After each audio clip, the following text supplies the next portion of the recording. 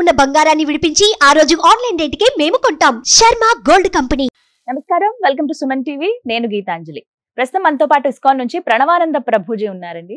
అలాగే వారిని డైరెక్ట్ గా ప్రశ్నలు అడిగేందుకు, వారికి ఉన్నటువంటి సందేహాలు నివృత్తి చేసుకునేందుకు కొంతమంది యువతను ఆహ్వానించాము.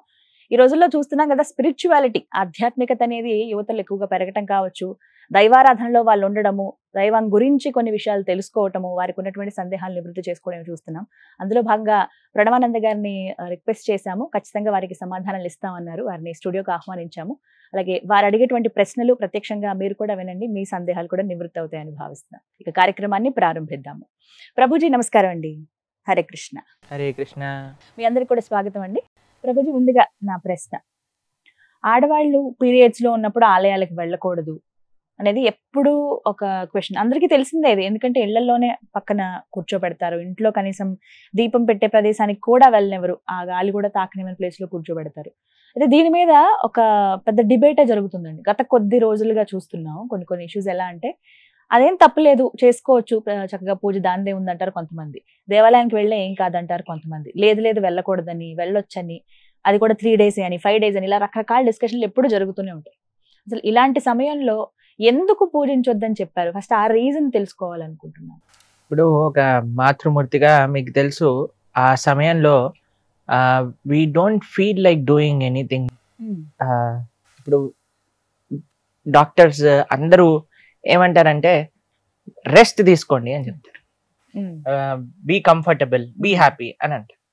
శాస్త్రం కూడా ఒక మాతృమూర్తులకు ఉండే ఆ అవస్థని చూసి వాళ్ళు ఏమన్నారంటే కష్టపడాల్సిన అవసరం లేదు, గుడికి రావాల్సిన అవసరం లేదు, పూజలు పునస్కారాలు ప్రొద్దున పూట లేవాలి, తల స్నానాలు చేయాలి, తర్వాత మీకు తెలుసు కదా ఎంత శుచి మడి ఇవన్నీ కావాలి, ఇవన్నీ వద్దు, హాయిగా మీరు భగవన్నామం చేసుకోండి.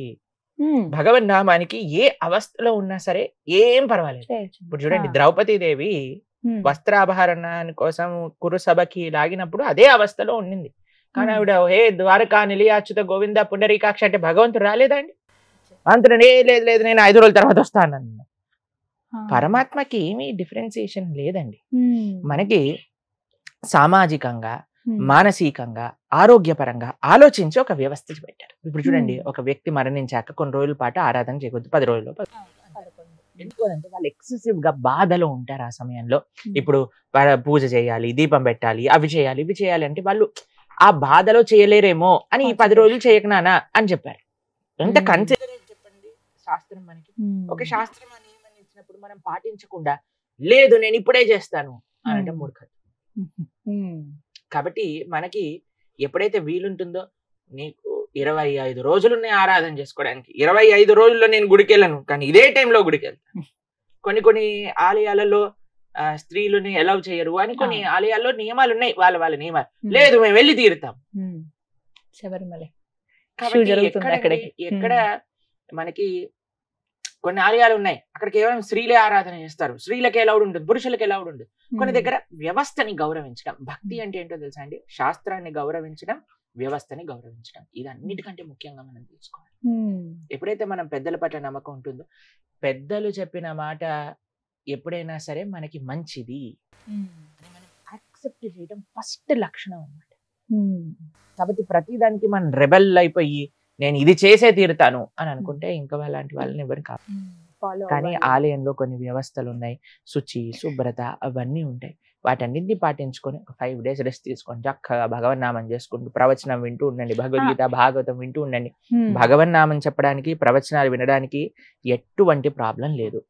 చక్కగా 24 గంటలు భగవన్నామ స్మరణ చేసుకోవచ్చు. ఆ సమయంలో చక్కగా ప్రవచనాలు వినటం, దాంట్లో ఎటువంటి ప్రాబ్లం లేదు. 2 విషయాలు చేయకూడదు ఏంటి అంటే భగవంతుడి ఆరాధన, ఆలయానికి వెళ్ళటం. ఈ 2 ఆపేసండి, మిగతా అన్ని చేసుకోండి బ్రహ్మాండం. తెలిసి తెలియకుండా ఒకవేళ ఆలయంలో ఉన్నప్పుడు అలా జరిగింది అనుకోండి, తెలియక చేసిన తప్పుకి అయిపోయింది నువ్వు పదా అని పట్టుకుంటాడండి భగవంతుడు. కృపా స్వరూపం, భక్తవాత్సల్యుడు అండి ఆయన.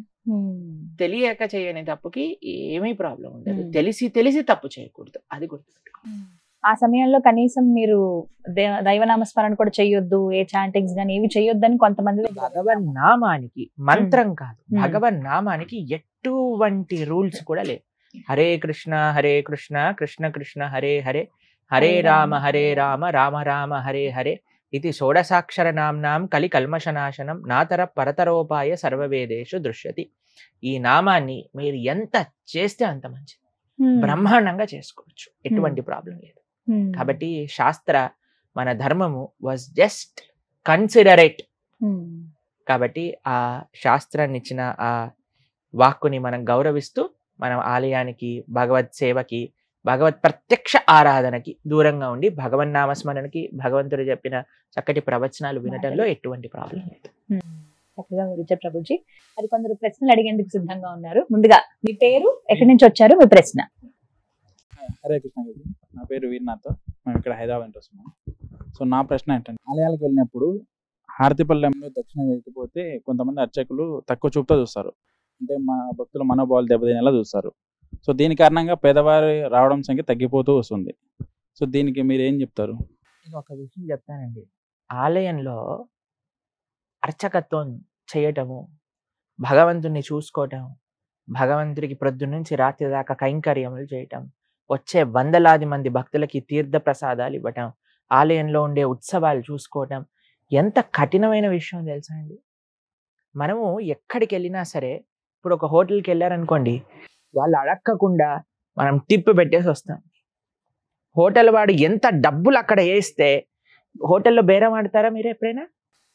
ఇది 250 రూపాయలు కట్టలేను, 200 కడతానండి అంటారా? లేదండి, మేము టిప్ ఇవ్వకుండా హోటల్ నుంచి వస్తారు చాలా మంది. అదొక ప్రెస్టేజ్ గా, తప్పకుండా నేను ఇంత టిప్ ఇస్తాను, పక్కన వాడు ఇంత ఇస్తే నేను ఇంత ఇస్తాను అని పెట్టేసి వస్తాను.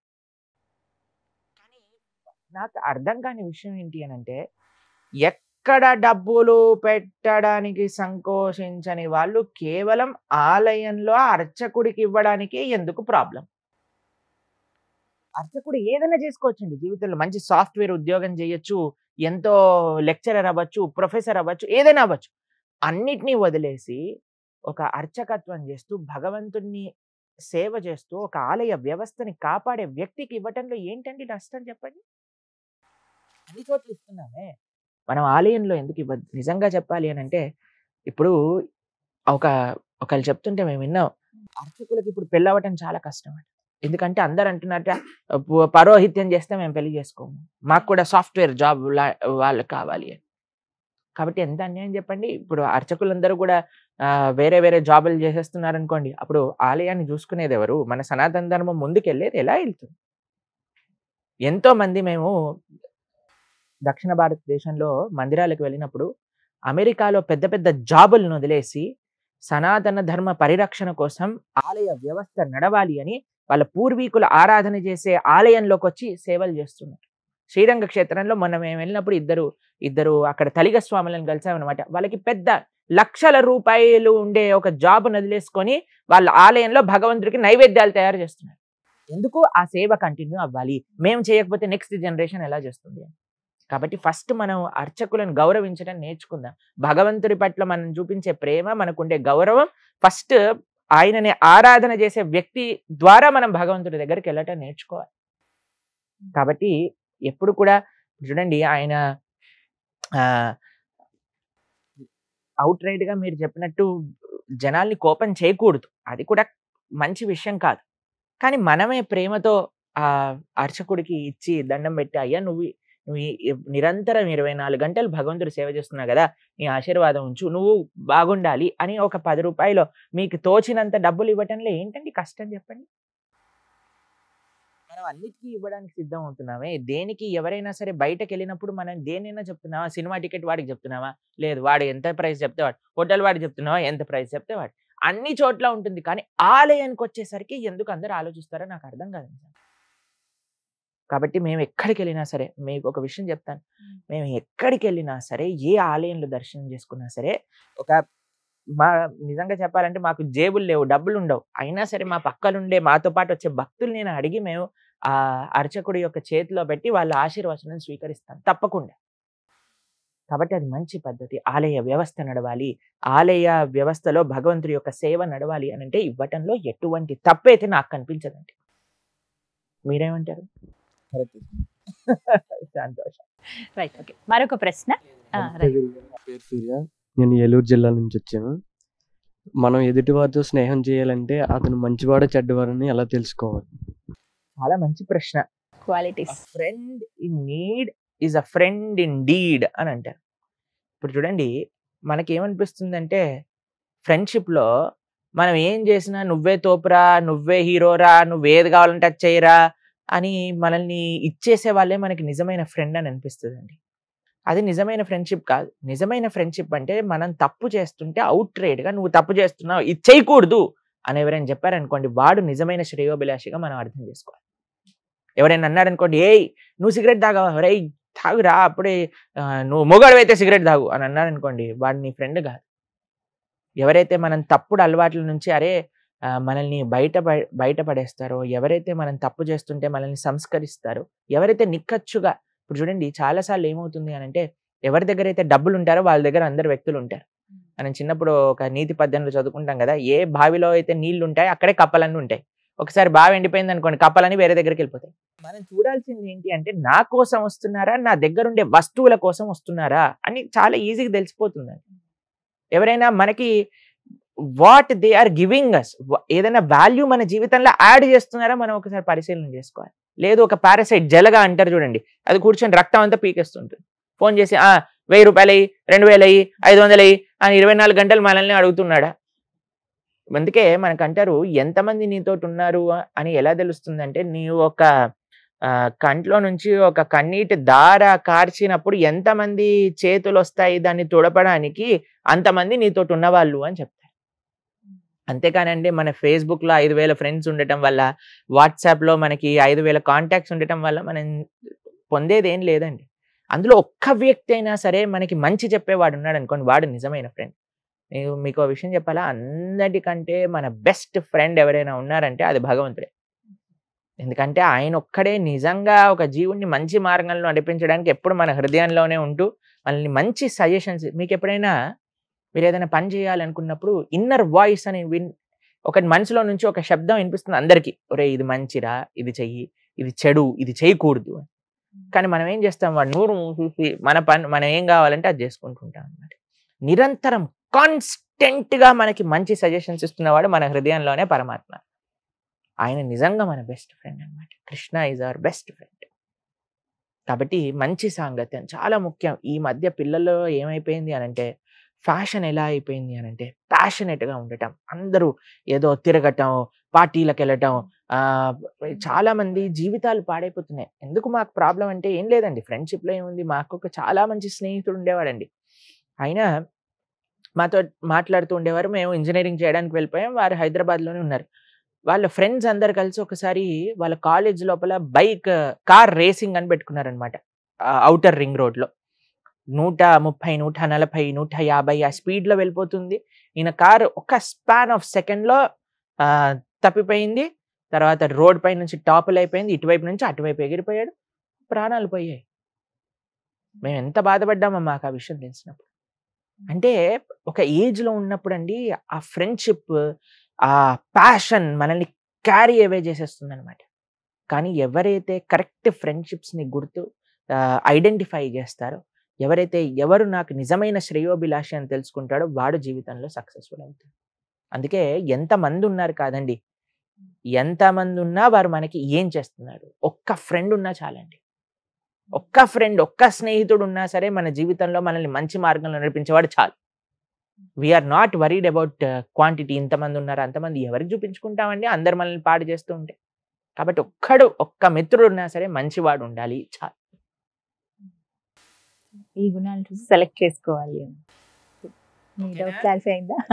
రైట్, మరొక ప్రశ్న. నమస్తే స్వామి, నా పేరు చైతన్య. నేను కల్కి మూవీ చూసాను. అందులో అశ్వత్థామ యుగాల దాటి బతికి ఉన్నాడు కదా, కృష్ణ పరమాత్మ వెళ్ళిపోయారు, ఆయన ఇంకా బతికే ఉన్నాడు కదా, ఆయన కృష్ణుడి కన్నా గొప్పవారా? అంటే మనకి చిరంజీవులు అని మనం వింటూ ఉంటాం కదా, కొన్నిసార్లు మీరు ఉంటే సప్త చిరంజీవులు అంటారు, తర్వాత అమరులు అని అంటారు, దేవతల్ని అమరులు అంటారు, మరణం లేని వాళ్ళు అని అంటుంటారు. కొన్నిసార్లు మానవుడిని మృత్యలోకానికి చెందినవాడు అని అంటారు. మానవుడికి మరణం ఉంది, దేవతకి మరణం లేదు. ఇంకో విషయం చెప్తాను, మానవుడికి మరణం ఉంటుంది, పుట్టిన ప్రతివాడు చావక తప్పదు. దేవతల సంగతి ఏంటి, వాళ్ళు స్వర్గంలో ఈ అమృతాన్ని తాగుతూ ఉంటారు కదా, మరి వాళ్ళకి మరణం లేదా అని అంటే దేవతలు కూడా మరణించాలి.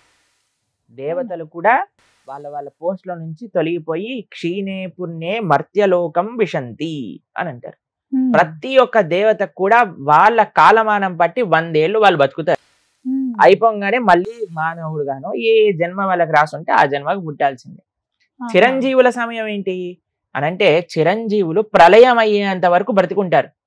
ప్రళయంలో వాళ్ళు కూడా వెళ్ళిపోతారు. ఎప్పటికీ మరణం లేకుండా ఉండే వ్యక్తి భగవంతుడు మాత్రమే. గజేంద్రుడు అందుకే లోకంబులు లోకేశలు తెగిన తుది అలోకంబగు పెంచీకటి నవ్వండెవ్వడు ఏకాకృతినై వెలుగుండో అతనినే సేవింతుందంటే. కాబట్టి మనం సేవ చేయాల్సింది కేవలం భగవంతుని మాత్రం, ఇంకెవ్వరిని మనం సేవ చేయాల్సిన అవసరం లేదు. ఎందుకంటే ప్రతి ఒక్కళ్ళు వాళ్ళ వాళ్ళ సమయం బట్టి వెళ్ళిపోవాల్సిందే. మనుషుడు ఇన్ని సంవత్సరాలకు వెళ్ళిపోతే, దేవతలు అన్ని సంవత్సరాలకు వెళ్ళిపోతారు, చిరంజీవులు అన్ని సంవత్సరాలకు వెళ్ళిపోతారు. కేవలం భగవంతుడు, భగవంతుడి యొక్క లోకంలో ఉండే పార్షదులు మాత్రమే శాశ్వతం, ఇంకెవ్వరు శాశ్వతం కాదు. కాబట్టి ఇందాక మీరు అన్నట్టుగా కృష్ణుడు వెళ్ళిపోయాడు, అశ్వత్థామ ఉన్నాడు అని అంటే ఏం లాభం? కృష్ణుడు వెళ్ళిపోయింది ఏదో శరీరాన్ని విడిచిపెట్టలేదు. కృష్ణో స్వదాగోపగతే అని అంటుంది భాగవతం. ఆయన స్వలోకానికి, ఆయన గోలోకానికి చేరుకున్నారనమాట. కాబట్టి అశ్వత్థామ ఉన్నాడు, ఆయన సరే వెళ్ళిపోవాల్సిందే. అశ్వత్థామ చేసిన పనులు ఏంటో తెలుసా అండి మీకు? ఎంత అన్యాయమైన పని చేశాడో తెలుసా అశ్వత్థామ? కురుక్షేత్ర యుద్ధంలో అంత అయిపోయాక ఆయన ఒక టెంట్ లో ఉన్నాడు అనమాట. సాయంత్రం పూట టెంట్ లో ఉంటే ఇలా చూస్తూ ఉన్నాడు. ఒక చెట్టు పైన ఒక పెద్ద పక్షి వచ్చి, చిన్న చిన్న పక్షులు ఉన్నాయన్నమాట, చీకటి సమయంలో తినేసింది. తినేయంగానే వీడు అనుకున్నాడు, ఇది నాకు ఒక డివైన్ ఇంటర్వెన్షన్ నా జీవితంలో, నేను కూడా వెళ్ళిపో. యుద్ధ నీతి ఏంటంటే సూర్యాస్తమయం అయిపోయాక మళ్ళీ మనం యుద్ధం చేయకూడదు. అయితే ఏం పర్వాలేదు, ఇది నాకు ఒక ఐడియా అని అనిపించి ఏం చేశాడంటే పాండవులు ఉండే ప్రదేశానికి వెళ్ళాడు. వెళ్ళి 5గురు ఇలా పడుకున్నారనమాట. పడుకోగానే వాళ్ళ 5గురు ఒక తలలు తెగ్గొట్టేశారు. తెగ్గొట్టి 5గురు తలలు తీసుకొని దుర్యోధనుడి దగ్గరికి వెళ్తారు. నేను 5గురు పాండవుల్ని చంపేశా అనగానే చాలా ఆనందపడతారు దుర్యోధనుడు. కానీ వీడికి పాండవుల్ని చంపేంత సీన్ లేదు అశ్వత్థామకి. సరే ఒకసారి టెస్ట్ చేస్తాను అని ఒక తలని ఇవ్వమన్నాడు అనమాట. తలని తీసుకొని, ఎటువంటి దుర్యోధనుడు అంటే ఆల్మోస్ట్ శరీరాన్ని విడిచిపెట్టే స్థితిలో ఉన్నాడు, తొడలన్నీ విరిగిపోయి పడిపోయాడు. ఆ కొద్దిపాటి శక్తితో తలని లానంగానే మొత్తం ముక్కలు ముక్కలు అయిపోయింది తల. అప్పుడు చెప్తాడు, ఒరే ఇది పాండవులు కాదురా, పాండవులు పిల్లలైన ఉప పాండవులు, పిల్లల్ని చంపేసేసాడనమాట అశ్వత్థామ. దుర్యోధన లాంటి దుష్టుడు అన్నాడు. కనీసం నేను అనుకున్నా ఈ అందరు పోతే కనీసం ఉప పాండవులు కురు వంశాన్ని ముందుకు తీసుకెళ్లే వాళ్ళైనా బ్రతుకుంటారని, నువ్వు వాళ్ళని కూడా చంపేశావు, ఎంత దుర్మార్గుడిరా, ఎంత అన్యాయం చేసావురా నువ్వు అన్నట్టు. అయినా సరే ఊడుకోలేదు అశ్వత్థామ. పరీక్షిత అభిమన్యు యొక్క భార్య అయిన ఉత్తర గర్భంలో ఉండే పరీక్షితుడు లాస్ట్ ఎయిర్ అన్నమాట వాళ్ళ యొక్క కుటుంబానికి, కురు వంశానికి. వాడిపైన, కడుపులో ఉండే పిల్లవాడి పైన బ్రహ్మాస్త్రాన్ని వదులుతాడు. అంత దుర్మార్గుడు. కాబట్టి కానీ ద్రౌపదీదేవి పరమ భాగవతోత్తమరాలు కాబట్టి క్షమించేసేయి అని చెప్పగా కృష్ణుడు ఆయన పైన ఉండే మణిని తీసేసి, మెల్టింగ్ ఫార్మ్ తెలుసు కదా మీకు, అశ్వత్థామ మెల్ట్ అయిపోతూ ఉంటారనమాట శరీరం. అయినా సరే ఆయనకి ఇంతకు ముందు ఉన్న వరం చేత ఆయన తిరుగుతూ ఉంటారు అలా. కాబట్టి చిరంజీవి అవ్వటం పెద్ద గొప్ప విషయం ఏం కాదండి. మీకు ఒక విషయం చెప్తాను. శాస్త్రంలో ఒక లోమస మహర్షి అని ఒకళ్ళ గురించి చెప్తారు. ఆయన ఎటువంటి కుటీరం ఉండేది కాదట. ఎప్పుడు కూడా అరణ్యంలో తిరుగుతూ ఉండేవారట, జపం చేసుకుంటూ భగవన్నామని. అయితే అందరు ఋషులు మునులు అడిగేవాళ్ళట, అయ్యా నువ్వు కుటీరం కట్టుకోవచ్చు కదా, ఆశ్రమంలో ఉండొచ్చు కదా అంటే నాకు టైం లేదు అనేవాళ్ళట. అందరు ఆశ్చర్యపోయేవాళ్ళట, ఈయనకు టైం లేదా, ఈయనకు టైం లేదా. ఏంటో తెలుసా అండి ఆయనకు ఉండే వరం, ఒక్క బ్రహ్మగారి సమయం. బ్రహ్మగారు కొన్ని కోట్ల సంవత్సరాలు బ్రతుకుతారు. ఆయన 100 ఏళ్ళు అవ్వాలి అంటే కొన్ని కోట్ల సంవత్సరాలు పడుతుంది. అటువంటి బ్రహ్మగారు ఒక్కళ్ళు పోతే ఆయన శరీరంలో ఉండే ఒక్క వెంట్రుక పడిపోతుంది. లోమస మహర్షికి ఉన్న వరం ఏంటి అంటే శరీరం పైన ఉండే అన్ని వెంట్రుకలు పోతే కానీ ఆయన పోడనమాట. అలాంటి వ్యక్తి అంటున్నారంటే నాకు సమయం లేదు అని అంటే మనం మాత్రం తర్వాత చేస్తాం, ఎల్లుండి చేద్దాం, అవతల ఎల్లుండి చేద్దాం అంటే. చూడండి ఎంత విచిత్రమో, చూడండి మనుషులకి ఎంత విచిత్రం. అటువంటి వ్యక్తి భగవంతుడికి పూర్తి శరణాగతుడై ఎప్పుడు నిరంతరం భగవన్నామ స్మరణ చేస్తుంటాడు. కాబట్టి చిరంజీవి కేవలం చిరంజీవి అవ్వటం వల్ల గొప్ప విషయం కాదు, భగవంతుని ఆశ్రయించడంలో, భగవంతుడి యొక్క సేవ చేసుకోవటంలో నిజమైన అస్తిత్వం ఉన్నది. అరే మరొక ప్రశ్న. నా పేరు వెంకటేశ్వర, నేను భీమవరం నుంచి వచ్చాను. ఇప్పుడు ఎవరైనా చనిపోతే ఇక్కడ భగవద్గీత పెడతారు కదా, అది ఎందుకు?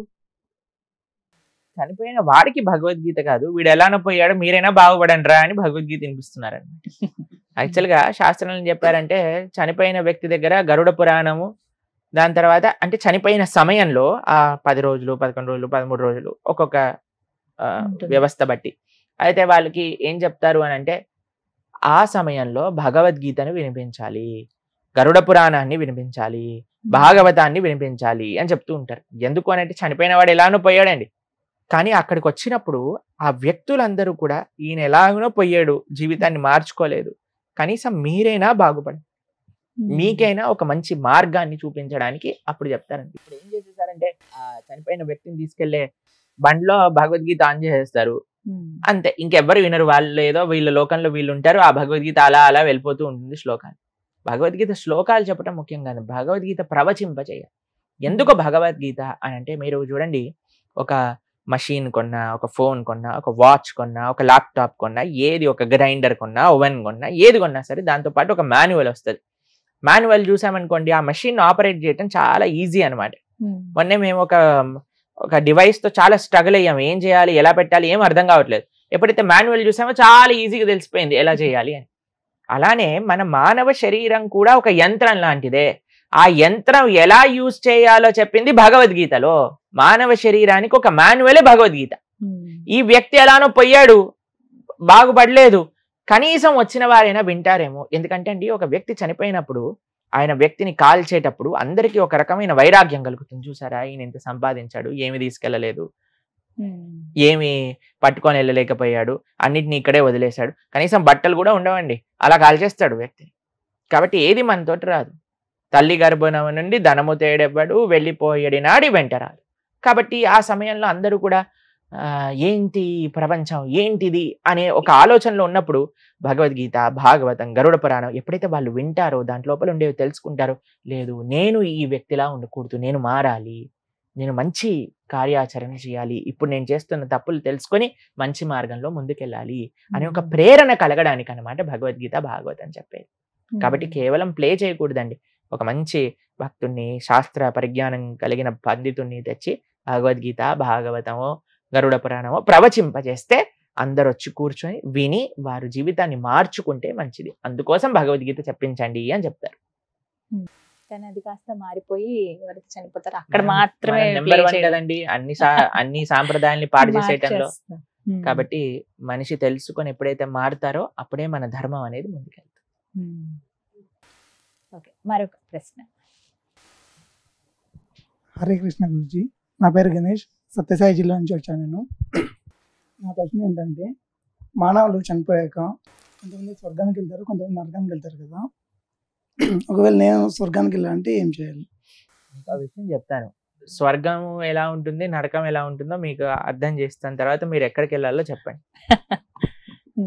నరకంలో మనం చేసే తప్పులకి శిక్ష అనుభవించాలి. ఒక్కొక్క రకమైన పనికి ఒక్కొక్క రకమైన శిక్ష అని నరకంలో సుమారుగా 28 నరకముల గురించి శాస్త్రములలో ప్రస్తావన చేస్తున్నారన్నమాట. అయితే ఫర్ ఎగ్జాంపుల్ మీరు వినాలనుకుంటున్నారా, చెప్పనా? సరే, ఎవరైనా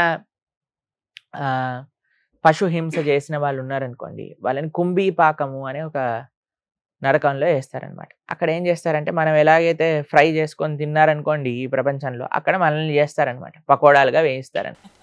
అదొక రకం. ఎవరైనా తాగే అలవాటు ఉందనుకోండి, కాబట్టి అక్కడ కూడా తాగించాలి కదండి, ఎలా మరి, లేకపోతే ఎలా, వీడికి తలనొప్పి వచ్చేస్తుంది కదా. కాబట్టి అక్కడ ఏం చేస్తారు అని అంటే ఇనుము ఉంటుంది కదండి, ఇనుముని బాగా కరిగిచ్చేస్తారనమాట. ఇనుముని కరిగించినప్పుడు రెడ్ కలర్ లిక్విడ్గా అవుతుంది కదా, దాన్ని మంచి షాంపెయిన్ గ్లాసులో పోసి నోట్లో పోస్తారనమాట. కాబట్టి ఇలా ఒక్కొక్క తప్పుకి ఒక్కొక్క నరకం ఉన్నది, ఒక్కొక్క రకమైన ఇబ్బందులు మనం అక్కడ పొందాలి అని. వేరే వాళ్ళని అనవసరంగా కష్టపెట్టి అనవసరంగా మాటలతో అన్న వ్యక్తులు ఉంటారు కదా. సో నరకంలో ఒక స్పెషాలిటీ అయిన పక్షులు ఉంటాయి, వాటిని రురు పక్షులు అని అంటారు. వాటి ఉండే నరకం పేరు రౌరవం అని అంటారు. ఆ నరకంలో ఏం చేస్తాయంటే ఒక పెద్ద ప్లాట్ఫామ్ ఉంటుంది, ఉండదు ఆ ప్లాట్ఫామ్లో, మనిషి మాత్రమే ఉంటాడనమాట. పైనుంచి రురు పక్షులు వచ్చి వాటికి ముక్కు ఇక్కడ నుంచి అక్కడ దాకా ఉంటుంది. మనిషి అంటే ఆ జీవి అక్కడ ఉన్నప్పుడు వాటిని సజీవంగా పీక్కొని తింటూ ఉంటాయి అనమాట ఈ రురు పక్షులు. అలా ఇది ట్రైలర్ మాత్రమే, సినిమా అక్కడికి వెళ్తే తెలుస్తుంది అనమాట ఏంటి అని. కాబట్టి ఇలా చాలా నరకాలు ఉంటాయి. ఇది నరకం యొక్క ప్రస్తావన. స్వర్గం ఎలా ఉంటుందో చెప్తాను. ఇప్పుడు నువ్వు వారం రోజులలో కష్టపడ్డ డబ్బులన్నీ పెట్టుకొని ఈ వారం చాలా టైర్డ్ అయిపోయాను, నా ఫేవరెట్ హీరో సినిమా రిలీజ్ అయింది కాబట్టి నేను కొనుక్కొని సినిమాకి వెళ్తాను అని సినిమా కొనుక్కొని పాప్కార్న్ కొనుక్కొని కూల్ డ్రింక్ కొనుక్కొని అన్ని కూర్చొని చూసాం అనుకోండి. చాలా మంచి సినిమా అనుకోండి. ఏమనిపిస్తుంది నీకు? సినిమా అయిపోయాక అబ్బో అయిపోయిందా, అప్పుడే అయిపోయింది ఏంటి, ఇక్కడ కూర్చున్నాను అయిపోయింది, అంతేనా? ఎంజాయ్ చేసావు కానీ ఏమైపోయింది, ఇంత తొందరగా అయిపోయిందా అని అనిపిస్తుంది, అంతేనా? స్వర్గంలో ఎలా ఉంటుందట, నువ్వు భూలోకంలో ఇంత పుణ్యం చేశాను అనుకోండి, స్వర్గంలో నీ అనుభవం ఇంతసేపే ఉంటుంది. నువ్వు ఇక్కడ ఇంత పాపం చేసావు అనుకోండి, నరకంలో కష్టం ఇంత అనుభవించాల్సి వస్తుంది. దానికి రెట్టింపు కష్టం నరకంలో అనుభవించాల్సి వస్తుంది. ఇంత పుణ్యం చేసావు అనుకోండి, స్వర్గంలో ఇంతే అనుభవించాల్సి వస్తుంది. ఈ రెంట్లో ఏది బాగుందంటే రెండూ బాగాలేదు, రెండూ మంచిది కాదు. అందుకే మనకంటారు స్వర్గము వద్దయ్యా నీకు నరకము వద్దు. ఈ రెండు ప్రదేశాలు చాలా మంది రిలీజియన్స్ లో కేవలం స్వర్గం నరకం ప్రస్తావనే ఉంది, అండ్ హెవెన్. అవునండి. కానీ మన సనాతన సంస్కృతిలో ఒక స్పెషల్ ఆఫర్ ఉంది. ఏంటో తెలుసా అండి? స్వర్గము వెళ్ళినా వేస్తే, నరకము వెళ్ళినా వేస్తే, భగవంతుడి యొక్క లోకానికి వెళ్తే ఏ లోకానికి వెళ్ళినా సరే ఆ బ్రహ్మ భువనాలోక పునర్ ఆవృత్తిను అర్జున మాముపేత్యతు కౌంతేయ పునర్జన్మ న విద్యతే.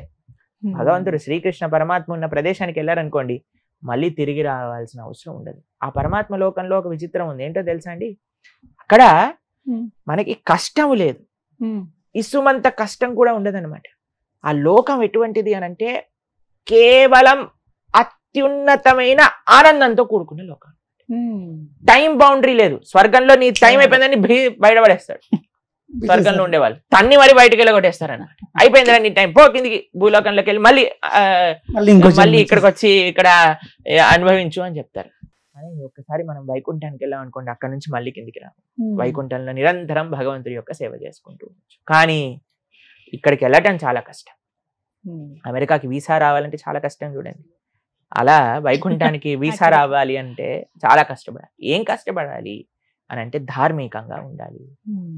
ఈ కలియుగంలో కలోదోష నిదేరాజన్ అస్తి ఏకోన్మహాన్ గుణాన్ కీర్తనాతేవ కృష్ణస్య ముక్త సంగ పరం వ్రజేత్ అని అంటే, వైకుంఠానికి వీసా కావాలి అంటే భగవంతుడి యొక్క నామ నిరంతరంగా జపం చేయాలి, మంచి ఆచరణ ఉండాలి, మంచి వ్యక్తుల యొక్క సాంగత్యంలో ఉండాలి, మంచి గురువుని ఆశ్రయించాలి, చక్కగా భగవద్భక్తి మార్గంలో ముందుకెళ్ళాలి. అప్పుడు స్వర్గం వద్దు మనకి, నరకం వద్దు, వైకుంఠానికి వెళ్ళచ్చు. సరే, మరొక ప్రశ్న. నా పేరు శివ, పెద్దపల్లి డిస్ట్రిక్ట్ నుంచి వచ్చాను. నా ప్రశ్న ఏంటంటే, ఇప్పుడు నిత్యం దేవాలయానికి వెళ్ళేటప్పుడు మనం మాంసాహారం తింటే దేవాలయకు రావద్దని చెప్పేసి అంటారు. ఇప్పుడు రాముడు అలాంటి వాడే మాంసాహారం తినదని చెప్పేసి అంటారు. ఇప్పుడు మన దేవాలయాలు కూడా దేవుని దగ్గర మాంసంతో మేకతోటి చేస్తారు కదా. అలాంటప్పుడు భక్తులు మేము పోతే మమ్మల్ని లోపలి గుడిలోకి రానివ్వరు. సో అది రీజన్ దేవుడు రావద్దని చెప్పేసి అన్నారా? భక్తులం అన్న మరుక్షణం ఎవరిని హింస పెట్టని ప్రవృత్తి కలిగిన వాడే భక్తుడు. ఇప్పుడు చూడండి, మీరు ఒక వ్యక్తి అన్నారనుకోండి, నాకు మీరంటే చాలా ఇష్టం అండి అని అన్నారనుకోండి, మీ పిల్లలు రాగానే పాట్ అని చంప మీదకి వెళ్ళి ఒకటి లాగి పెట్టారనుకోండి, అప్పుడు మీరు ఏమంటారు? ఓ నా భక్తుడు ఇరా నాన్న తండ్రి ఏం పర్వాలేదు అంటారా? ఏమంటారు మీరు? జాగ్రత్తగా ఉండు, నా పిల్లవాడిని నువ్వు నా ఇంట్లో పలకరిస్తున్నావు అంటారు. అంతేనా అండి? భగవంతుడికి కేవలం నువ్వు నేను మాత్రమే సంతానం కాదండి, భగవంతుడికి ప్రతి జీవి కూడా సంతానం. అందరినీ సృష్టించింది భగవంతుడేనా అండి? కాబట్టి ఏ జీవినన్నా మనం హింస చేసినప్పుడు మనం భగవంతుడి యొక్క భక్తుడిగా ఎలా చెప్పుకుంటాం? మనం చెప్పుకోలేం. భక్తి అన్న మరుక్షణం ఏ ప్రాణిని హింస పెట్టము. అది ఫస్ట్ భక్తుడికి ఉండాల్సినది. అహింస. కృష్ణుడు ఎన్నిసార్లు భగవద్గీతలో ఈ విషయం చెప్పారు, అహింస అహింస అహింస. తెలిసి ఎవ్వరికి ఇబ్బంది పెట్టకూడదు. ఇది ముఖ్యమైన విషయం. ఫస్ట్. సెకండ్ది, రాముడు మాంసాహారాన్ని తిన్నాడు. మీకు ఒక విషయం చెప్తాను. రాముడు అయోధ్య నగరంలో అయోధ్య నగరాన్ని విడిచిపెట్టి అరణ్యవాసానికి వెళ్ళేటప్పుడు ఒక ప్రతిజ్ఞ చేస్తారు. ఏమంటారో తెలుసా అండి? మీకు ఒక విషయం చెప్పానా? రాముడు మాట తప్పడెప్పుడు, ఈ విషయం తెలుసా మీకు? ఆయన ఇచ్చిన మాట, తండ్రి ఇచ్చిన మాట కోసమే ఆయన రాజ్యం వదిలేసి వెళ్ళిపోయాడు. ఎవరిచ్చిన మాట? తండ్రి ఇచ్చిన మాట. ఇంకా ఆయన ప్రతిజ్ఞ చేస్తే ఎలా ఫాలో అవుతాడండి? రామ మాట రామ బాణం ఎప్పుడు వెనకాలకి వెళ్ళదు, అంతే కదండి. రాముడు ఒక ప్రతిజ్ఞ చేస్తాడు, నేను ఈ అరణ్యవాసంలో ఉన్నంత సమయం సాధువుగా నార బట్టలు వేసుకొని కంద మూలాలు మాత్రమే స్వీకరిస్తాను అని అయోధ్య నగరంలో ఉన్నప్పుడే ప్రతిజ్ఞ చేసి రాముడు వెళ్ళాడు. కాబట్టి చాలా మంది అరణ్యవాసంలో ఇక్కడ తిన్నాడు అక్కడ తిన్నాడు అని అట్లా ఏం ప్రమాణం లేదండి. సంస్కృతము శాస్త్రము చదవటం వల్ల అర్థం కాదండి. శాస్త్రము గురుముఖత విన్నప్పుడు అర్థమవుతుంది. ఇప్పుడు చూడండి, మీకు మెడికల్ కాలేజ్ బుక్స్ ప్రతి షాప్ లో ఉంటాయి. మీరు వెళ్ళి నేను అన్ని మెడికల్ కాలేజ్ బుక్స్ అన్ని చదివేశాను, నేను ఇప్పటి నుంచి డాక్టర్ అని అంటే ఎవడైనా ఒప్పుకుంటాడండి? ఇది చెప్తే అలాంటి డాక్టర్ దగ్గరికి మీరు వెళ్తారా అండి? వెళ్తారా? మీరు చెప్పండి, వెళ్ళరు కదా. మీరు ఒకడు అన్నారు అనుకోండి, నేను మొత్తం సివిల్ ఇంజనీరింగ్ బుక్స్ చదివేశాను, నేను మీ ఇల్లు కడతాను. నేను అనుకో, అరే మా ఇల్లు కట్టకరా, పక్కింటి ఇల్లు కట్టు, కూలిపోయింది అనుకోండి మా ఇదంతా అయిపోతుంది, అంతే కదండి. కాబట్టి చాలా మంది ఇలా మాట్లాడే వాళ్ళందరూ ఏదో వాళ్ళంతటా వాళ్ళు ప్రయత్నం చేసి ఇక్కడ అది ఉంది అక్కడ ఇది ఉంది అని చెప్పేవాళ్ళు. కానీ ఎప్పుడైతే మనం ఆచార్య పరంపరాముఖతగా మనం తెలుసుకుంటాం, అందుకే కదా స్కూల్ ఎందుకు, కాలేజ్ ఎందుకు, ఇంత చదువుకోవటాలు ఎందుకు, టీచర్ దగ్గరికి వెళ్ళి యూనిఫామ్ వేసుకొని కూర్చొని టీచర్ చెప్పినట్టు విని చేతుల పైన కర్రతోటి దెబ్బలు తిని ఆ గుంజీలు తీసి బెడ్ పైన నించొని నీల్ డౌన్ చేసి ఎందుకు ఇన్ని కష్టాలు, ఇంత పెద్ద పెద్ద బ్యాగులు మోసి ఇంట్లోనే బ్రహ్మాండంగా కూర్చొని చదువుకోవచ్చు కదా. లేదు, ఒక డిసిప్లిన్ కావాలి, టీచర్ చెప్పింది వినాలి, ఆ శ్రద్ధ ఎప్పుడైతే ఉంటుందో అప్పుడే నీకు చదువు అబ్బుతుంది. కాబట్టి మనం కూడా ఎప్పుడైతే ప్రామాణికమైన ఆచార్య పరంపర ద్వారా కృష్ణుడేంటి రాముడేంటి వాళ్ళ తత్వములేంటి తెలుసుకుంటామో అప్పుడే మనం జీవితంలో బాగుపడాలి. రాముడు ఎప్పుడూ మాంసాహాన్ని తినలేదు. టెంపుల్స్ లో కూడా చేస్తారు కదా. ఈ ప్రశ్నకు ఆన్సర్ చెప్తాను. బలివ్వటము అని కొన్ని ప్రదేశాల్లో ఆచారంగా ఉంటుంది. ఇక అదే అడుగుతున్నాను మీకు. ఒక అమ్మవారి గుళ్ళో మీరు బలించారనుకోండి, అమ్మ అన్న మరుక్షణమే, అమ్మ అంటే ప్రేమ స్వరూపం, అంతే కదండి. అమ్మ అంటే తల్లి అంటే ప్రేమ కదండి. ఒక తల్లి ముందెళ్ళి నువ్వు ఒక ప్రాణిని బలిస్తున్నావంటే ఆ అమ్మ యొక్క హృదయం బాధపడుతుందా ఆనందపడుతుందా? బాధపడుతుంది, అంతే కదండి. అసలు పశు బలి అని అంటారు. ఏంటి బలి ఇవ్వాలి అని కానీ మీరు ఆలోచిస్తే పశువుని కాదండి, మనిషిలో కూడా పశువుగా ఉండే కొన్ని ప్రవృత్తులు ఉంటాయి. అందుకే మనం అంటాం కదండి, ఎప్పుడైనా ఎవరైనా పిచ్చి పిచ్చిగా బిహేవ్ చేశారనుకోండి, మనిషివా పశువువా అంటాం. అవునా? తిట్టారా మీరు ఎవరైనా అలా? తిట్టారా మీరు? కాబట్టి మనిషివా పశువువా అన్న పశుత్వం ఉంది చూడండి, దాన్ని భగవంతుడికి బలి ఇవ్వాలి. ఆ ఏవైతే చెడు గుణాలు ఉన్నాయో వాటిని అమ్మవారికి ఇవ్వాలి, కానీ పశువుని తెచ్చి బలి ఇవ్వకూడదు. కాబట్టి అది చాలా తప్పు, ఎవ్వరూ దాన్ని స్వీకరించారు. కాబట్టి సాత్వికమైన ఆరాధన, సాత్వికమైన భగవద్ ఆరాధనే శ్రేష్టము. ఇది చాలా ముఖ్యం. హరే కృష్ణ. ఇంకొక క్వశ్చన్ అడుగుతారా ఎవరు? ఇప్పుడు మనం నిత్యం ఇంట్లో తాబేలు విగ్రహాన్ని పెడుతున్నారు దేవుని దగ్గర. కొంతమంది పెడుతున్నామో మంచి జరగదంటారు, కొంతమంది పెడుతున్నాం మంచిగా జరుగుతుంది అని చెప్పేసి అంటారు. ఇప్పుడు తాబేలు విగ్రహం దేవుని దగ్గర పెట్టుకోవచ్చా పెట్టుకోకూడదా? తాబేలు ఉన్నా తాబేలు లేకపోయినా ఇంట్లో ధార్మికంగా ఉండకపోతే మంచి జరగదు. తాబేలు మన జీవితాన్ని నిర్ధారించదండి, మన మనస్తత్వం జీవితాన్ని నిర్ధారిస్తుంది.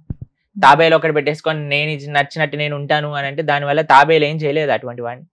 కాబట్టి కొన్ని సూచనలు ఉన్నాయి, కొన్ని పాజిటివ్ ఎనర్జీని వైబ్రేట్ చేసే కొన్ని విషయాలు చెప్తారు. ఇంట్లో దీపం పెట్టుకోవటం, ధూపం పెట్టుకోవటం, తర్వాత చక్కటి పుష్పములు ఉండటము, తాబేలు, జలము, ఇవన్నీ ఉండొచ్చండి. కానీ అన్నిటికంటే ప్రధానం ఏంటి అని అంటే ఇంట్లో ఏముండాలి అంటే భగవద్ ఆరాధన చేస్తూ ఉండాలి, ధార్మికంగా ఉండాలి. అటువంటి ఇంట్లో ఎవ్వడూ ఏం చేయలేదు. కానీ ఏ ఇంట్లో అయితే పూజ, ధర్మము, ధార్మికత, భగవన్నామము ఇలాంటివి ఏం లేవో అదంతా నెగిటివిటీ తోటి స్ప్రెడ్ అయిన ఇంట్లో తాబేలు పెట్టారనుకోండి, పాపం ఆ తాబేలు ఏం చేస్తుంది? తాబేలు అసలే మెల్లగా నడిచే ప్రాణాయ, కాబట్టి ఏం చేయలేదు పాపం. అది సాత్విక జంతువు, పర్వాలేదు. తాబేలు కూడా పెట్టుకోండి, మంచిగా కూడా ఉండండి, భగవన్ నామం కూడా చెప్పండి, ఆరాధన కూడా చేస్తూ ఉండండి, అప్పుడు మంచిది అవుతుంది. హరే కృష్ణ. గురుజీ, ప్రస్తుత సమాజంలో మత మార్పిడి అనేది పెద్ద మహమ్మారి అయిపోయింది. ఎవరు చూసినా మన హిందువులని డైరెక్ట్ గానీ ఇండైరెక్ట్ గానీ మత మార్పిడి చేస్తున్నారు. వేరే మతాల వారిని మన హిందువులు ఎవ్వరే కానీ ప్రలోభ పెట్టలేదు మీరు మా మతంలోకి రండి అని. సో ఈ మత మార్పిడి మీద మీ ప్రధాన ఉద్దేశం ఏంటి? మీరు అన్నట్టుగా మత మార్పిడి చాలా జరుగుతుంది అని మనం సమాజంలో చూస్తున్నాం. దానికి ముఖ్యమైన కారణం ఏంటి అంటే హిందువులో చైతన్యం లేదు. ఇప్పుడు చూడండి, నేను రేపు ప్రొద్దున ఎవరైనా మీకు తెలిసిన వారు ఈ పక్కింటి వాళ్ళ ఇంట్లోనే ఒకరిని తీసుకొచ్చేసి ఈ రోజు నుంచి ఇదే మా అమ్మ అన్నారనుకోండి, మీరేమంటారు? రే ఆ అమ్మని మార్చేసావేంట్రా? ఏం లేదు, ఈమె బాగా వంట చేస్తుందట, అందుకోసమే నా అమ్మ కావాలనుకుంటున్నాను అంటే ఏమంటారండి మీరు? వాడు ఎంత మూర్ఖుడు ఉన్నాడా ఇంకోడు? కాబట్టి కృతజ్ఞత లేని వ్యక్తులు ఏదో ప్రలోభాలకి, అంటే జనాలు తప్పే కాదు, అటువైపు ప్రలోభ పెట్టే వాళ్ళ మనస్తత్వం కూడా అలానే ఉంది. చాలా మంది మేము రీసెర్చ్ చేసాం ఎందుకు వెళ్ళిపోతున్నారు అని అంటే, చాలా మంది ఎందుకు ఈ మార్గంలోకి వెళ్తే డబ్బుల కోసం వెళ్ళిపోతున్నారు. కాబట్టి ఎందుకు ఇలాంటి ఇవి చేస్తున్నారంటే వాళ్ళకి డబ్బులు కూడా ఇస్తారట. ఇంతమంది మారిస్తే ఇంత డబ్బులు ఇస్తాము, ఇంతమందిని కన్వర్ట్ చేస్తే మీకు ఇంత కమిషన్ వస్తుంది. తెలుసా మీకు? ఇవన్నీ వినే ఉంటారు, మీ అందరికి తెలుసు కదా ఇక్కడ ఉన్న వాళ్ళందరికీ. కాబట్టి అదో బిజినెస్ అవుతుంది. ప్లస్ మీకు నిజంగా మారినవాడు వాడి యొక్క మతాన్ని చెప్పుకోలేడు, ఎందుకంటే వాళ్ళకి వచ్చే రిజర్వేషన్స్, వాళ్ళకి వచ్చే పథకాలు అన్ని పోతాయి చెప్పుకుంటా. కాబట్టి నిజంగా మారిపోయావు నువ్వు మతం అంటే ధైర్యంగా చెప్పుకో కదా, మతం మారిపోయాను, ఇది నేను ఇది కాదు అని. చూడండి ఎంత తెలివిగల వాళ్ళు. వాళ్ళకి గవర్నమెంట్ నుంచి కావాల్సిన పథకాలు కావాలి, ఇటు మన ధర్మము వద్దు. ఎంత ప్రమాదకరమైన శక్తిగా మార్చేస్తారు చూడండి. చాలా ప్రమాదకరమైన పరిస్థితి ఒకటి నెలకొల్లుతుంది. అన్నిట్లో ముఖ్యమైనది ఏంటి అంటే హిందువులలో చైతన్యం లేదు. ఎంతమంది మీరు భగవద్గీత చదివారా మీరు? అందుకే మరి వేరే వాడు చెప్పాం కానీ బాగుంది కదా అనిపిస్తుంది. మనల్ని మనం చదవకపోయాం అనుకోండి, వేరే వాడు చెప్పింది బాగా అనిపిస్తుంది కదా. మనం చదువుకుంటే మన విషయాలు మనం వింటే ఎంత బాగుండేది. వేరే వాడు వచ్చి ఇది ఇలా అదలా అని చెప్పినప్పుడు వాడికంటే ఒరే నీకంటే 100 రెట్లు నా గీతలో ఉంది చూపించనా అని చూపించచ్చు. వేరే వాళ్ళు అన్నారు అనుకోండి, ఈ నీళ్లు చల్లుతాయి, ఖర్చిప్పిస్తాయి, ఆయిల్ పూస్తాను, నీకు రోగాలు పోతాయి అని అంటే ఎలా నమ్ముతున్నారంటే జనాలను? అసలు అర్థం కాదు నాకు. అంటే వారికి అసలు నిజంగా అంటే ఇంకితమైన కామన్ సెన్స్ ఉందా లేదా అనిపిస్తుంది కొన్ని. కానీ కొన్ని ఈ మధ్య జరిగిన కొన్ని పబ్లిక్ టాక్స్ లో కానీ కొన్ని సర్వేలు కానీ ఇలా ఏంటంటే, కొంతమంది దగ్గరికి వెళ్ళి మైక్ పెట్టినప్పుడు మీరు ఏ మతం అని అడుగుతున్నారు. వారిని అడిగినప్పుడు పలానా హిందూ, క్రిస్టియన్, ముస్లిం ఇలా చెప్పాక, క్రిస్టియన్ అయితే మీరు బైబిల్ చదివారంటే నేను రోజు చదువుతాను, మా అమ్మగారు చదువుతారు, మా నాన్నగారు చదువుతారు, నేను అలా చదువుతాను, నేను ఇంత పూర్తి చేశాను, లేకపోతే 2-3 సార్లు చదివానని చెప్తున్నాను. అదే ఖురాన్ విషయానికి వస్తే చదివామంటున్నారు. అదే హిందూస్ దగ్గర మాట్లాడేటప్పుడు మాకు అలా నేర్పించలేదండి రోజు చదవమని, మేము ఇప్పటివరకు అయితే అసలు భగవద్గీత చదవలేదండి. లోపం ఎక్కడుందండి? అదే కదా, మొత్తం వ్యవస్థలో ఉంది లోపం. తల్లిదండ్రుల దగ్గర నుంచి, విద్యా వ్యవస్థ దగ్గర నుంచి, అమ్మమ్మల తాతయ్యల దగ్గర నుంచి, టీచర్ల దగ్గర నుంచి అందరిలో ఉన్నది లోపం. అంటే పాఠ్యాంశంగా ఉంటే బాగుంటుంది, ఇది ఖచ్చితం చేస్తే పాఠ్యాంశం ఎంత ఖచ్చితం చేసినా సరే జనాలకి ఆ ఇంట్రెస్ట్ అనేది లేదు కదా. మన దాంట్లో ధర్మం కాపాడుకోవాలి, అందరికి అనిపిస్తుంది నా ధర్మం ముందుకెళ్ళాలి, నా ధర్మం విస్తృతం అవ్వాలి. వాళ్ళు ఆల్ రాంగ్ మీన్స్ యూజ్ చేస్తున్నారు. ఒకడు గన్ను పట్టుకుంటున్నాడు, కత్తి పట్టుకుంటున్నాడు, ఇంకొకడు ఆయిల్ పట్టుకుంటున్నాడు, ఖర్చిప్ పట్టుకుంటున్నాడు, నీళ్లు పట్టుకుంటున్నాడు. వాళ్ళ ప్రయత్నం వాళ్ళు హుక్ ఆర్ క్రుక్ అని ప్రయత్నం చేస్తున్నారు. కానీ మన ధర్మం ఎప్పుడు అలాంటి పైశాచికమైన పనులు చేయలేదు. మన ధర్మం సాత్వికంగా ఎంతో మంచిగా ప్రవచన మార్గంతో ధర్మాన్ని పరీక్షించుకోవాలని. కానీ ప్రవచనానికి వచ్చేవాడు ఎవడు? అందరికీ బిగ్ బాస్ చూడాలి, అందరికీ వెబ్ సిరీస్ చూడాలి, అందరికీ ఇన్స్టాగ్రామ్ లో రీల్స్ చూడాలి. కానీ ఎవరికి ఎంతమంది ప్రవచనం వినడానికి వస్తున్నారండి? అనవసరమైన విషయాలు చూడటంలో నెంబర్ 1 హిందువులు అయిపోయారు. అవునా కదా? చెప్పండి. పిల్లలందరినీ చిన్న పిల్లల్ని కూర్చోబెట్టి చూపించేస్తున్నారు సీరియల్ అన్ని. చిన్న పిల్లలకి సినిమాలు చూపించేస్తున్నారు. సినిమాలలో, సీరియళ్లలో ఇప్పుడు ఎలాంటి ఎన్ని నెగిటివ్ విషయాలు చూపిస్తున్నారంటే అవన్నీ పిల్లలకి అవసరమా? ప్రవచనాన్ని చెప్పేసి పిల్లలకి అర్థం కాదేమో అండి. ఇవి అర్థం అవుతాయి కానీ అది అర్థం కాదా? ఎంత విచిత్రం చూడండి. కాబట్టి మన ధర్మాన్ని మనమే రక్షించుకోవాలి. కాబట్టి మీరందరూ ఇక్కడ ఉన్న వాళ్ళందరూ గీత చదవండి, అప్పుడు మన ధర్మాన్ని మీరు చదవండి, పక్కన వాడికి చెప్పండి. నాకు డౌట్, ఇప్పుడు హిందువులకి రామాయణం ముఖ్యమా లేకుంటే భగవద్గీత ముఖ్యమా? రామాయణము, భగవద్గీత, భాగవతం ఈ 3 ముఖ్యమే. మరి క్రిస్టియన్స్ కి బైబిల్, ముస్లిమ్స్ కి ఖురాన్. అలా అనుకుంటే హిందువులకి ప్రాథమికమైన ఫౌండేషనల్ పుస్తకం ఏ సంప్రదాయానికి చెందిన వాళ్ళైనా సరే, హిందువులకు ఒక పుస్తకం చెప్పండి ప్రభుజీ, ఇది తప్పకుండా అందరూ అధ్యయనం చేయవలసిన పుస్తకం ఏదన్నా ఉంటే అది గీత, భగవద్గీత. శంకరాచార్యుల నుంచి మొదలు పెట్టుకుంటే అందరు ఆచార్యులు చెప్పిన విషయం ఒకటే, భగవద్గీత హిందువులకి ప్రాథమిక అన్నిటికంటే ముఖ్యమైన గ్రంథము. కాబట్టి మీరు ఒక పుస్తకం చెప్పండి హిందూ ధర్మంలో అంటే భగవద్గీత. భగవద్గీతను చదవండి, భగవద్గీతను వినండి, భగవద్గీతను అర్థం చేసుకోండి. సనాతన ధర్మం అంటే ఏంటో అర్థం.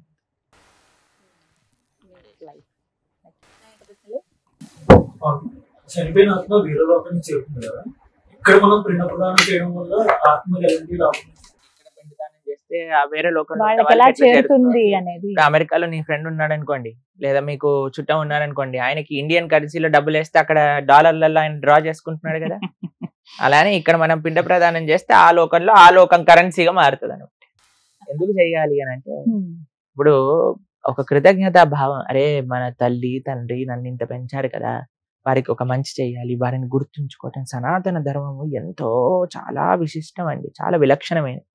ఎందుకంటే ఆత్మ యొక్క శ్రేయస్సు ఎక్కడున్నా సరే ఆ ఆత్మ కోసం ఇస్తున్నా. ఆ వ్యక్తి వేరే జన్మలో ఉండొచ్చండి, కానీ పితృదేవతలందరికీ కూడా ఒక హెడ్ ఉంటాడు, ఆర్యమాన్. ఆయన ఏం చేస్తారంటే పిల్లలు చేసే ఆ తర్పణాలు కానీ ఆ కార్యములు కానీ ఆ పుణ్యాన్ని మొత్తం కూడా తీసుకుని ఒక బ్యాంక్ లో పెట్టుకుంటారు అనమాట. మళ్ళీ ఈ జీవుడు వచ్చేసరికి ఈ పుణ్యాన్ని యాడ్ చేస్తారు దాంట్లో. యాడ్ చేసి అప్పుడు వాళ్ళు క్యాలిక్యులేట్ చేస్తారు, ఎన్ని రోజులు నరకంలో ఉండాలి, ఎన్ని రోజులు స్వర్గంలో ఉండాలి, ఎన్ని రోజులు ఇక్కడ బాధలు అనుభవించాలి. కానీ మనం ఎప్పుడు కూడా మన తల్లిదండ్రుల్ని తలుచుకుంటూ మంచి భగవద్భక్తిపరమైన కార్యములు చేస్తూ మంచి ధార్మికమైన కార్యక్రమాలు. చాలా మంది ఏం చేస్తారంటే చనిపోయిన వాళ్ళకి పూజ చేస్తూ ఉంటారు. చనిపోయిన వాళ్ళకి పూజ చేయాల్సిన అవసరం లేదు. చనిపోయిన వారి తరపున మనం భగవంతుడికి, అయ్యా నేను మా అమ్మగారి తరపున నాన్నగారి తరపున నీకు ఈ ఆరాధన చేస్తున్నా, దీంట్లో ఉండే నువ్వు వాళ్ళ యొక్క ఆత్మలకి శాంతిని చేకూర్చుగాక, వారిని మంచి సద్గతులు పొందేటట్టుగా దీవించుగాక, వారి తరపున యాజ్ అ రిప్రజెంటేటివ్ మనం చేయాల్సిన అవసరం ఉన్నదన్నమాట. కాబట్టి ఇది చాలా ముఖ్యం. కాబట్టి మనం ఏదైతే మన పితృదేవతల కోసం, ముఖ్యంగా తల్లిదండ్రుల కోసం కానీ పూర్వీకుల కోసం కానీ ఎప్పుడు ధార్మికంగా ఉండాలి, మంచి పనులు చేస్తూ ఉండాలి. మనం ఏ మంచి పని చేసినా ఏ దైవ కార్యం చేసినా సరే వాళ్ళని తలుచుకుంటూ చేయాలన్నమాట. అది way of showing our gratitude to them. ఇది మర్చిపోకూడదు. చాలా మంది ఇప్పుడు ఏమంటున్నారు తెలుసా అండి, తల్లిదండ్రులు మేము అంతిమ సంస్కారాలు కూడా చేయము, ఆర్గన్ డొనేషన్ చేసేస్తాము పడేస్తాము అని. ఎందుకంటే వాళ్ళకి ఆ నమ్మకాలు లేదు. చాలా మంది తల్లిదండ్రులు వాపోతూ ఉంటారన్నమాట. కానీ సనాతన ధర్మంలో చాలా ముఖ్యం తల్లిదండ్రుల్ని గుర్తించుకుంటూ వాళ్ళ కోసం మనం ధార్మికంగా ఉండటము అని. గురుజీ, శ్రీరాముల వారికి ప్రియభక్తుడైన హనుమంతు గారు ఇంకా అక్కడ బతికే ఉన్నారు, హిమాలయం ఉన్నారు, ఇంకా భూమి మీద ఉన్నారు, మనం తలుచుకున్న వెంటనే వస్తారు అనేది ఒకటి ఉంది. సో హనుమంతుల వారు నిజంగానే బతికే ఉన్నారా? రఘునాథ కీర్తనం తత్ర తత్ర కృతమస్తకాంజలిం బాష్పవారి పరిపూర్ణలోచనం మారుతీం నమః రాక్షసాంతకం. ఇక్కడ మనం రామ రామ రామ అన్నా సరే మన పక్కనే వచ్చి హనుమ కూర్చుంటాడు.